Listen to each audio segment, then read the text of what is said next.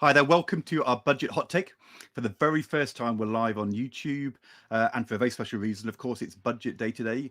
If you're watching live, you can send us a question in your chat, and of course, you may be listening later on when this goes out on our podcast feed.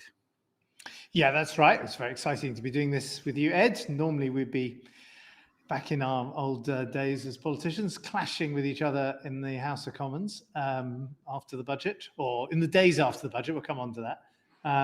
But it's exciting, and of course we're going to have also our regular podcast tomorrow, where we will have had a bit more time to delve into the books and find some of the hidden nasties in the budget, if there are hidden nasties. Because of course that's always the issue with a budget, isn't it? That in the afternoon of the budget, you're in control of the presentation, but then right now there's journalists and politicians and experts all reading all of these budget documents and trying to find the hidden words and the stuff in footnotes, and that's what they'll all be searching for now, and that's what tomorrow morning we'll be able to discuss. Yeah. So if back when I was doing Jeremy's job, this is a great time. You've delivered the budget. It's months of hard work. You know, it's a moment of kind of relief. You're back in the Chancellor's room in the House of Commons, which is just behind the Speaker's chair. It's actually the room closest to the chamber of the House of Commons. And I would be having a sandwich and maybe a tea or something, just chatting through what the immediate reaction would be. But my team would be out spinning in the lobby, trying to make sure the budget gets clears the launch pad and is set on its way. And then I'd be putting in calls to the editors of the big newspapers to try and persuade them to give the budget favourable coverage. And it's unusual, isn't it? Because on Autumn Statement Day, you do your statement and then the Shadow Chancellor asks you questions and you have to respond. Whereas on Budget Day, if you're the Chancellor, it's a free pass. There's no need for you to answer any questions this afternoon. Would your first media interviews be tomorrow morning? Yeah, I mean, I didn't do interviews. I didn't do interviews on the day. Alistair Darling used to. I just thought it was you should let the budget stand on the day and then do the interviews the next day. But I think Jeremy Hunt is doing interviews today. So I personally thought you need a day when the budget grabs the headlines. But in this case, almost all the budget was leaked. So he's actually had his budget headlines. This morning, if you looked at the newspapers, the cut in national insurance of 2% is all over the front pages. I spoke to some people in the top of the Tory machine this morning, and they were like, okay, fine, we'd like those headlines tomorrow, but we got them today. That's fine. And of course, if you're the Shadow Chancellor, you have to sit there on Budget Day and listen to the leader of the opposition do the response and hope he or she gets it right. I thought Keir Starmer did fine today, although it was a bit delayed because of the SNP calling a vote on the budget resolutions. I've never seen that happen before on Budget Day. I wasn't totally sure why the Deputy Speaker allowed it. Yeah, I thought they'd changed the rules of the House of Commons so that you couldn't do that. You couldn't kind of sabotage the timing of the leader of the opposition speech. I assume it's payback for all that farrago about the Gaza vote a couple of weeks ago. But anyway, who can get themselves into the head of the SNP? But we can't we, Ed, get ourselves into the head of a Chancellor of the Exchequer? We can. So what was your first thoughts? We're going to go through the tests which we set out in the podcast last week for a budget. What's a good budget? But in headline terms, what do you think? Yeah, I think Jeremy Hunt did pretty well. He didn't have much to work with. He was having to make a house out of, straw, essentially. And he got a lot out of that pint pot that he was given. And, it's not the silver bullet that's going to rescue the Tory party's fortunes, but it is a strong salvo that opens the long campaign to the next general election. I thought it was a really odd performance. I thought it was very unusual budget speech. We'll come to the substance in a moment.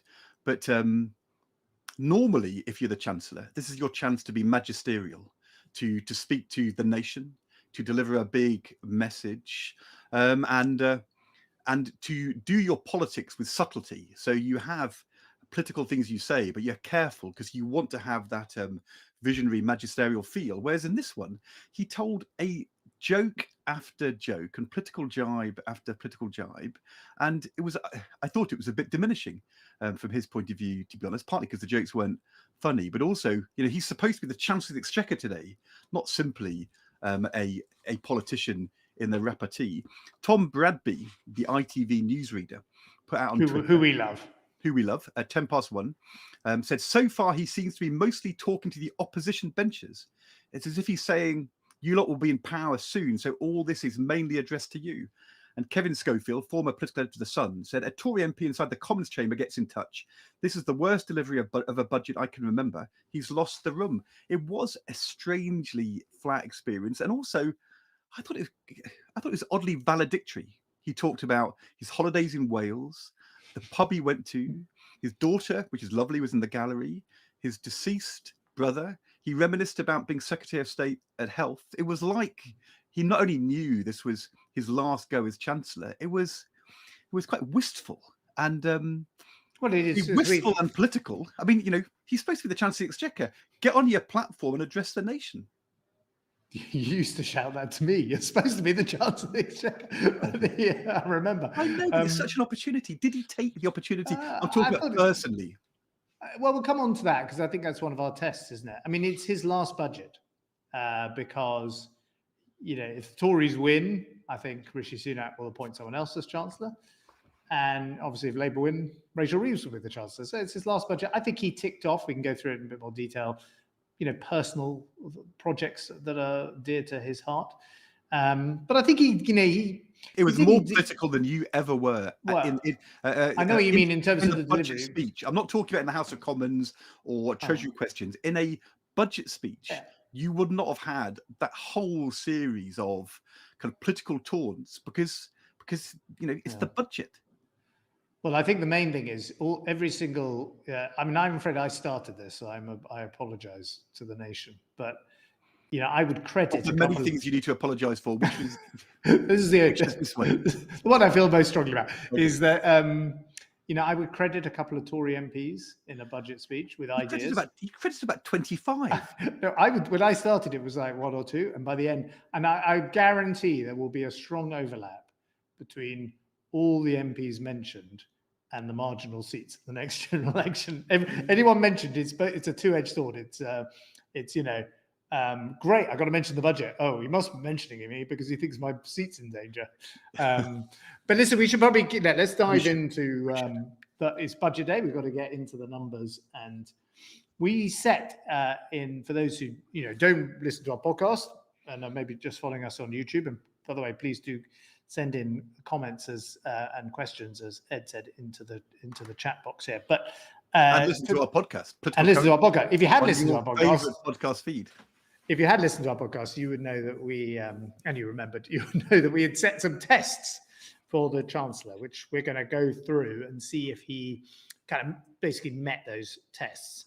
And the first of those tests was, has he delivered on the main economic plan of the government? Does this budget support the overall economic strategy of the government? I would say yes. And, maybe I'll go first, see what you think, Ed.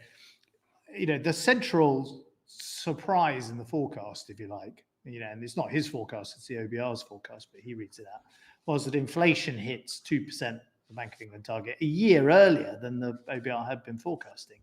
And given Hunt has said tackling inflation is the central mission of the government, he can chalk that up as a success. And he's also got slightly better growth figures.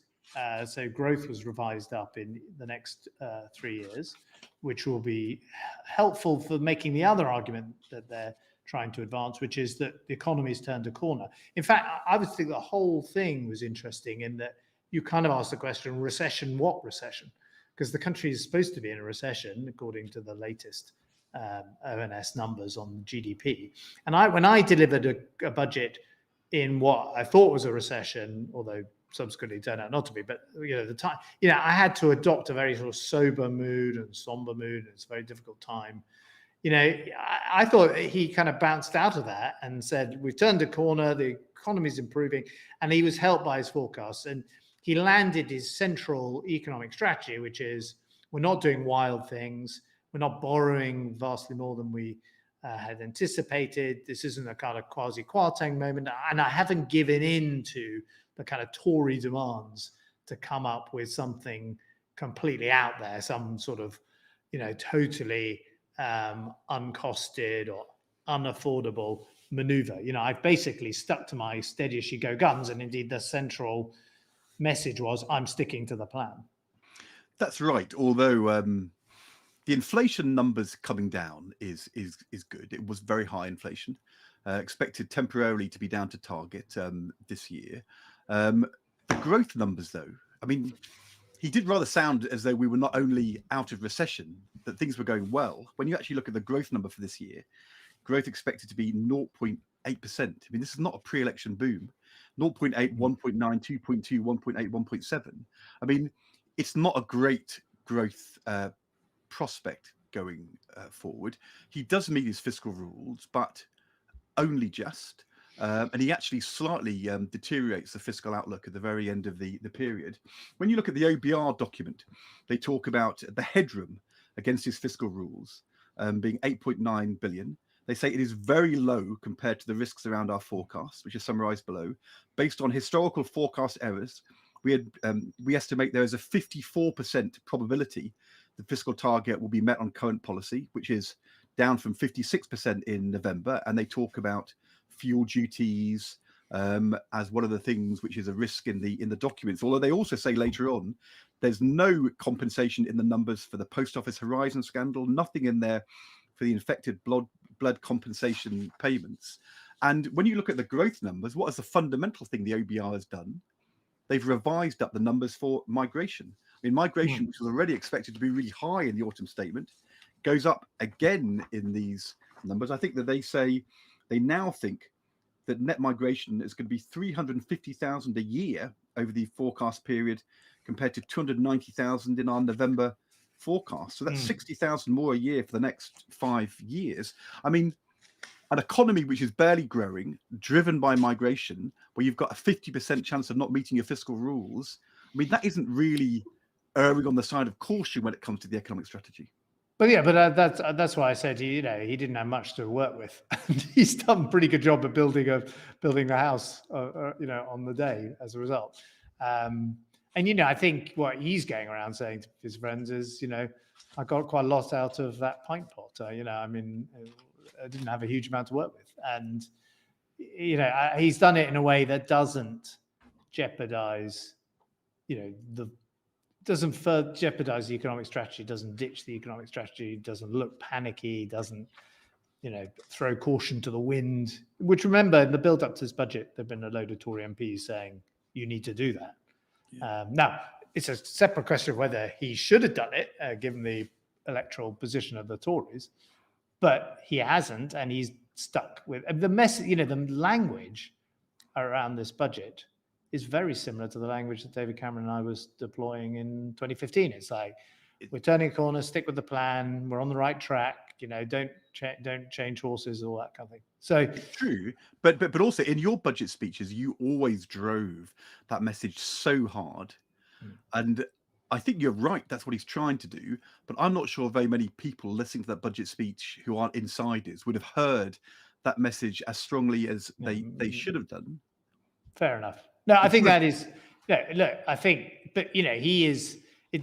When I would deliver my budgets, they were nestled in a government that was every week repeating the economic message, and the budget was supporting that. Whereas here, he's single-handedly trying to, with the budget, get the government talking about the economy for once, as we've discussed on our podcast. And as I say, therefore it's not the silver bullet. But it did feel like, the launch of the economic part of the election campaign. Yeah. I mean, of course, the other thing, this is total nerd city, but I could already read to you box 4.2 on page 104 of the OBR report. I tell you, that's research in 45. You haven't read the other 103 pages before. I have not, but I knew to look this up. And this is where, he decided not to downgrade the public spending forecasts for after the election, stuck at 1%. This was the thing which the head of the OBR had called fiction. And we've talked in the past about how neither government or opposition wants to call out how difficult these public spending plans are. But the OBR say in their box that if defence and ODA spending increased in line with the government's ambitions, that's going to mean unprotected spending. So that's spending other than the NHS, defence, education. would need to fall by an average 3.6% a year. That is tighter spending plans for the Home Office, for policing, for local government, for kind of wider stuff than you delivered in your budgets. And they say delivering even a 2.3% a year real terms fall in day-to-day spending would present challenges when performance indicators for public services continue to show signs of strain. And so it doesn't feel as though politics wants to talk about the underlying spending squeeze, but it feels as though the OBR does. And the Institute for Fiscal Studies will be saying that tomorrow morning. But listen, we should move on. I agree. You sound like Jeremy Hunt there. Let's move on from the tight spending settlement. No, I think let's talk about tax cuts. Why don't we do that? No, but only because I don't think the spending settlement change did it in the budget. I mean, the surprise was he did not further tighten spending. The OBR calling it out is a change. Yeah. Okay. The OBR pointing out that that he's got even less headroom because he used the headroom to deliver the tax cuts. But so let's come on to the second test. Headroom, really. Yeah, so the second test was headroom for those who that's how much money you've got available and still meet your fiscal rules to get debt falling at the end of the 5 years. So look, obviously there's the 2p cut in national insurance. It's a bit unfair on him given it leaked not to at least mention that this is a pretty significant cut in personal tax. He chose national insurance over income tax, something we discussed on the podcast and we predicted. We said that number 10 Downing Street had wanted an income tax cut. Indeed, Rishi Sunak had previously promised an income tax cut this year when he was Chancellor in 2024. But instead, he's gone for national insurance. It's a bit cheaper to do. The OBR scores it as pro-growth, whereas income tax they score as being quite inflationary, income tax cuts. And, it's not nothing. He's now taken, in the space of 6 months, 4p off national insurance. I mean, the national insurance is a third lower than it was 6 months ago. And that's pretty, for employees, that's pretty significant, isn't it? I mean, and of course, Labour had no option, but immediately Keir Starmer had to say, yeah, we agree with that. That's right. And this will be the battleground for this budget in the coming days and weeks, which is, can the government win an argument that they are tax cutters and that they are cutting taxes? Or can Labour win the argument that actually this is only partially reversing the tax rises of the last few years? The OBR say 2028 compared to 2019, the tax GDP ratio is up by 4% of GDP. Almost all of that has happened already. And they then say direct impact of major tax increases raises the tax take by 2% of GDP, including the threshold freezes. And then these tax cuts reduce the tax take by 0.9% of GDP. And so, back in that Ken Clarke budget of 1996, we said he's raised taxes by 7p. Now he's cutting them by 1p. So it's 7p up, 1p down, you're worse off. Last year in the autumn statement, Rachel Reeves said 10p up in tax, a 2p national insurance, 10p up, 2p down, you're worse off. I would guess Labour will now say something around, on the basis of these OBR figures, 10p up, 4p down, you're still 6p worse off. So they will run the argument that, no, it's a tax rise. And Jeremy Hunt will have to say, but I'm cutting taxes. I think, but it is actually a tax cut for middle earners now, including, as a result of this national insurance reduction for middle earners, even if you take into account the freezing of the income tax thresholds, he's now delivered a tax cut in this parliament. Yes, for 25 to 50,000 a year, broadly, income earners. Yeah, but that's where the election is. That is the electoral battleground, isn't it? So the highest taxpayers pay a lot more tax, and the poorer taxpayers under £25,000 a year pay more tax.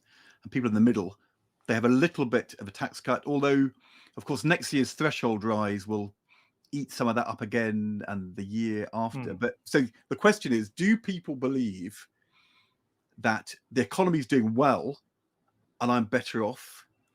Or do they believe the economy is not doing that great and I'm paying a lot more tax? Yeah, but we've just, this budget can't solve for that problem, which is, inflation, real wages not going up enough. What could he do? I mean, by the way, thank you. We're getting lots of questions. We've had a good question from Colin Lee, And he says, "Hi, both. Really enjoying this pod. The budget today doesn't feel like an election-winning set of policies," which is, by the way, the test we're discussing. Is it delivering election-winning policies for the Tories? He says, "What more could he? What more would you have done?" And I'm not sure it's obvious. I mean, I think income tax might have had more impact, and I wouldn't have been quite as worried as I think the Treasury were about the impact on inflation, particularly when inflation was falling sharply anyway. I would have kind of brushed that aside in the OBR forecast and said, fine, but we can afford that slightly inflationary reduction. But all that said, it's a lot. Income tax is a lot to deliver. Like, it's more expensive to deliver a cut in income tax. And you said last week it was inflationary. I think you predicted it would be national insurance rather than income tax. Yeah. I think you were told by a little birdie, and it turned out they were correct. Oh, well, around budget day, there's a whole flock of birdies. I try and pick up the signals, of what's going on. But you were right on that one. Yeah, let me give you another he's answer. Also consistent, Ed, isn't he? I mean, there's something, Gordon Brown would keep coming back to issues like, I did this for tax credits last year, I'm doing this again for tax credits this year, and I'm going to do something else for tax credits next year. Hunt's made national insurance his tax cut. He did it last year. He's done it now. That's right. Maybe, although we're not expecting this, maybe he'll find a moment to do something before the general election in the autumn. And in its own terms, if you can sensibly ease the burden on working people through a national insurance tax cut, it's a good thing to do. So I'm all in favour of doing that. I think we did that in our first budgets in 97, 98. One test I threw in when we were talking last Thursday, which relates to this one. In election year, you want to touch the key bases. And this one works for working people. And in the last autumn statement, he did something big for business. But the thing about national insurance is it's paid for by working people. An income tax cut helps everybody. He did nothing in this budget for pensioners, really. Did nothing for young people onto the housing ladder. Didn't really do anything substantive for schools or for the NHS or for defense. There was extra money. Come on, Ed, you're being a bit unfair here. You've spent the last 6 months saying, why on earth hasn't he given more money to the NHS in the election year? And he did deliver 3.5 billion quid extra for the NHS. What? I don't think it was and some AI. I don't think it was 3.5 billion a year, was it? No, it's in total. Oh, I see. So was that a roll up? You weren't rolling that up over 5 years, were you? Well, I think that's Gordon Brown. Gordon Brown we definitely credit Gordon Brown with that. Gordon Brown never did that again, having done it once in the 98 spending review, because we were so yelled up. I thought the trouble with the NHS stuff is it was so obscure, nobody knew what he was talking about. I thought that was pure Jeremy. Well, okay. No, I just thought it was pure Jeremy Hunt. He loves technology and he loves the NHS. I know, but people want their waiting times to come down. And how about pensions? Weren't you surprised he didn't have anything for pensioners? Well, I think, isn't that the core Tory vote? Well, it is now. It didn't used to be. I mean, well, first of all, the pensioners have been won over. I mean, you will again remember Labour and Gordon Brown did a huge amount to win over the pensioner vote with free TV licenses and the like. And, they've been won over by the Tories over the last 14 years. And, he hasn't touched the triple lock on pensions. So now I agree he didn't, I guess you could have had a section in the budget speech saying, I can confirm I've had representations to get rid of the triple lock on pensions. I'm not doing that. So he didn't reference pensioners. But I think the Tory party problem at the moment is not with pensioners. It's with everyone who isn't a pensioner. And so a budget aimed at working age people, now, listen, we should carry. What about the Labour test? Just before you do, because I've got another question. James Snowden says George looks so much happier than when he was a politician. I don't know what it is about you, whether you're happier not having to do budget day, but it may be you didn't see Torsten Bell, the head of the Resolution Foundation, talking about the other personal tax change that Jeremy Hunt did, where he changed the child benefit taper. I think this is also something we've talked about on our podcast. We had a question from somebody complaining about the fact that if you're a dual earning household close to 100,000, you don't pay it. If you're a single earner, 50,000, you did pay tax on your child benefit. And he spent a chunk of money increasing that from 50 to 60,000 and tapering it differently. Torsten says action on the brackets really stupid child benefit taper. This whole tax strategy is dumping all over George Osborne. Hasn't scrapped it, but raised to 60k a year and left the difficult question of how to means test it on a household basis till post-election. I just wondered whether Are you happy because you don't have to go on television and explain why Jeremy Hunt is dumping on your child benefit changes? Well, he's not. I don't think increasing the. So I removed for those who haven't followed, I removed child benefit from the better off 20% of the population, and we've explained on a previous podcast why we did it and the way we did it. But Jeremy Hunt called it bonkers. Well, he voted for it at the time, so you only realise in retrospect it was bonkers. And I certainly would have increased. I think you could have increased the threshold. That's not inconsistent with the policy. What's inconsistent with the policy, and here's something to watch, which is going to be Labour's hot potato if they win the election. This whole thing, which is we're going to have a brand new system for higher earners in our country, where we're going to assess their entire household income in order to calculate this child benefit thing charge. We can't do it now, but it will bring it in 2026. That, I promise you, everyone who's listening, that's a mine placed in the minefield for the future. That's complete reversal.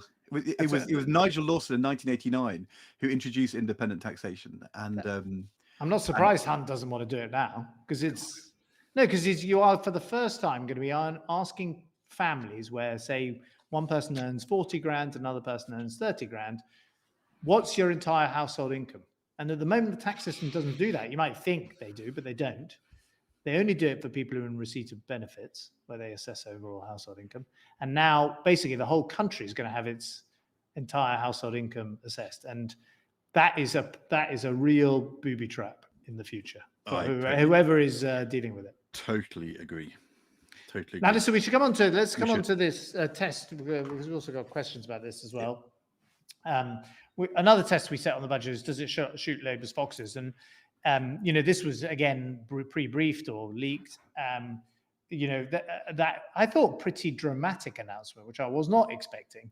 That he's even though we'd talked about it. Well, I thought this is the abolition of the non-dom status. I thought what Hunt would do was get more money out of non-doms by charging them more for the status, saying they couldn't have it for as many years. In other words, tinker with the system to get more money out, which would partly shoot Labour's fox. He's gone and aimed a gun right at the fox's head and said, no more non-doms. And that will be all over the accountancy firms of London right now. There will be teams of people going, what on earth does this mean for all our non-dom clients? It's definitely on the outer edge of expectations. It really is. People were not expecting the entire regime to be replaced. There will be, we should say, a regime that covers people who are in the country for 3 or 4 years. As we discussed before, people who may come and work here for 3 or 4 years, like an American banker in finance, and then go back to the United States. But the actual non-dom regime, which is, I think, first introduced by Dennis Healey, wasn't it not? Or certainly it's been around for a very, very long time, has gone. I know. How about that? And if you look in the key table in the Red Book, in the Treasury's budget document to look at always, is the table called Policy Decisions, which has this whole detail of what they're actually announcing. And Labour's been saying for the last year they were going to raise just over 2 billion from the non-doms taxation, and people were saying, oh no, they'll never raise this amount of money. And when you actually look at the table on the taxation of non-dom individuals, the changes Jeremy Hunt has announced, in 2026-27 it raises 2.8 billion. In 27-28 it raises 3.67 billion. So they are raising a massive amount of money from this change in non-doms taxation. I mean, have they shot Labour's fox? I mean, definitely. We've been saying for the last year, I'm not sure why a Chancellor wouldn't do this, but I think we always assumed that Rishi Sunak would be wary of doing so. I was noticing in the budget, he seemed to spend most of the budget talking to Laura Trott rather than listening to Jeremy Hunt. Maybe he was in denial about this announcement coming up. Ed, we've had a question from Benjamin. How could Labour keep its spending commitments for the non-dom money now that's been spent on the NI cut, which obviously Labour is supporting? So good question, Benjamin. Come on, ex-Shadow Chancellor, what the hell are they going to do? Well, look, I don't know. And so far, we've heard from Keir Starmer straight after the Chancellor's budget, in which he essentially delivers a pre-prepared speech. But when we do our podcast tomorrow morning, by that point, Rachel Reeves, the Shadow Chancellor, will have been on the Today programme. And I think this whole question, I think Benjamin's question about what Labour does, I think we should hear from what Labour say today and tomorrow morning before we kind of give a verdict. But my prior will be Labour cannot afford to resile from the commitments it has made around improving the health service, but it can't go into an election with an unfunded tax cut. In a way, because Jeremy Hunt was sort of so jokily political, I think it buys them a bit of space. And if I were them, I would not rush to a quick answer. I would say we're going to study the details, see what they've announced, see whether this works. But what they can't also do is wait months and months and months, because they can't get into a scrabbling around with a shadow budget to make their sums add up later in the year. So I think they've got some days and weeks, but not a lot longer. And they're going to have to find an alternative source of revenue, which isn't borrowing to pay for this. And I don't know what they will judge as acceptable, but that's what they'll have to do. Yeah, and we did, we did have a question, didn't we, about from Amin. Has Jeremy Hunt done enough in this budget to convince international investors that the UK remains a good destination for long-term investment? Not if they're non-doms. Well, I mean, as we've discussed, it might be a good piece of political maneuvering to shoot the non-dom fox, get rid of the non-dom status, give some problems to Labour. But it will have a real impact. That you don't raise £3.5 billion without anyone complaining. No. And I think there'll be quite a big shock across the non-dom community, which I'm not saying anyone's going to have much sympathy for, but it will make people think: is London, is Britain, the kind of place that's going to go on welcoming wealthy international people? And there's a bit of a, there's something in there which is a bit of I suspect, a carrot to those people, which is, he said rather mysteriously, there's going to be a couple of years of incentives for you to bring your assets into the UK. Maybe I saw a holiday on the valuation of some of those assets. So you might, one of the kind of perverse effects of this is you might get a bit of a kind of gold rush of money coming into the country for a couple of years while there's a sort of amnesty, if you like, on the non-dom status. But I think it will change over time how the world thinks about London and Britain. You may think that's a good thing. You may think it was unjust all along. But, there is a reason why every previous chancellor, myself included, and Gordon Brown, and everyone going all the way back to the 1970s and 60s, did not get rid of non-dom status before. And that does take us to the last question about the Hunt legacy, because he's definitely not Liz Truss and Kwasi Kwarteng, but he is running the fiscal stuff quite tight. He's a former health secretary, but the public spending stuff looks pretty tough. He wanted in the autumn not to be doing tax cuts, but he's ended up giving into that political pressure, and now he's trying to persuade us he believes in this. He wants a growth plan, but at the moment, the growth numbers are really depending upon migration. And in appealing to international investors, this kind of quite short-termist policymaking is really destabilizing. So what do you think? Has he, I would say at the margin, he sets his legacy back a bit. I think you're being a bit unfair. It's not an easy situation. He's the Chancellor, in the tail end of this Tory government, trying to deliver something that will help him get re-elected, trying to satisfy the demands of a prime minister who wants, everything thrown at the re-election effort, whereas Hunt wants to preserve the legacy of someone who stabilized the economy and brought sanity back to the public finances. And I think he managed. I think, it's a job well done. It's not, is it the most spectacular budget we're ever going to hear? Of course not, but it could never be. Is it the silver bullet that's going to win the Tories the general election? No, not necessarily, but there is no silver bullet. Is it a very solid step forward in the best plan the Tories have for winning that election, which is to fight it on the economy and say they deliver lower taxes than Labour? Yes, I think it is, and therefore he should get the credit for that. I think what I'm saying is that after the mess of Boris Johnson and Liz Truss and Kwasi Kwarteng, what he did as Chancellor in the autumn statement of 2022 and in last year's budget was hugely stabilising, and this isn't quite in the spirit of that stabilisation. So I think he's going to go down in that pantheon of chancellors who who come in when things are a mess and improve things. But I don't think he'll look back on this as being his greatest budget, and certainly not his Probably the greatest budget autumn speech. statement of 2022 is his finest that's hour, right. isn't it? And not his great. I mean, he didn't look to me. It looked like he needed a speechwriter in the room with him. He needed somebody like you sitting there crafting his words, because it wasn't a brilliant budget speech. Anyway, that's all we've got time for on this special episode of Political Currency, our hot take. Yes, that's right. I hope you've enjoyed it. It's a first for us. It's also available on the podcast feed later today, although it's been live. Remember, you can also see our clips on YouTube.